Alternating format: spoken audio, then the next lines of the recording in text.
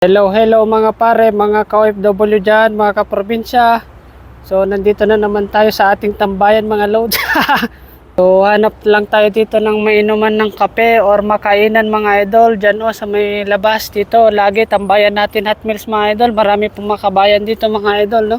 Pero, siyempre, treat lang naman natin mga sarili natin mga idol. Kahit na 10 to 15% ng sahod nyo, ano nyo sa pansarili nyo na naman, i-treat nyo sarili nyo. Siyempre, sumasahod tayo mga idol, no? So, okay lang naman yun. Basta wag naman na 40 to 50 to 60% ng sinasahod mo napunta sa mga kinakain mo.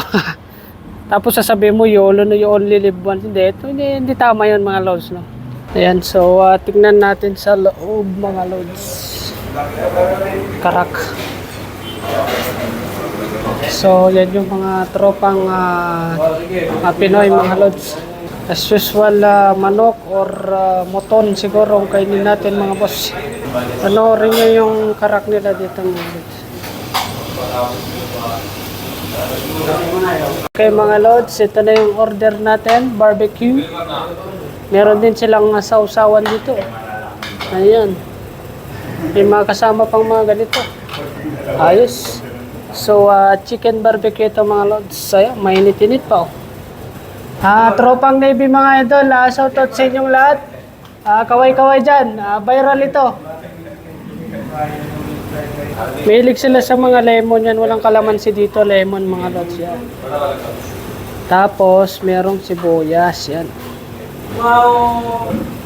Medyo mainit-init mga lods. Give me biryani sauce. Sauce, yes. Ayan, humingi tayo ng biryani sauce mga lods. Ayan.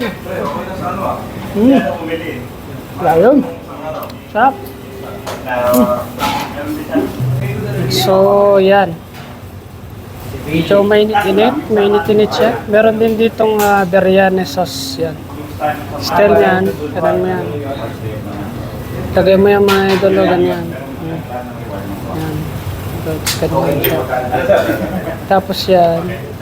Kiwar mo na ganyan. Halo-halo mo lang yan. Ganyan. Yan. So masarap yan pag hinalo-halo mo. Yan. Mainit-init lang kasi.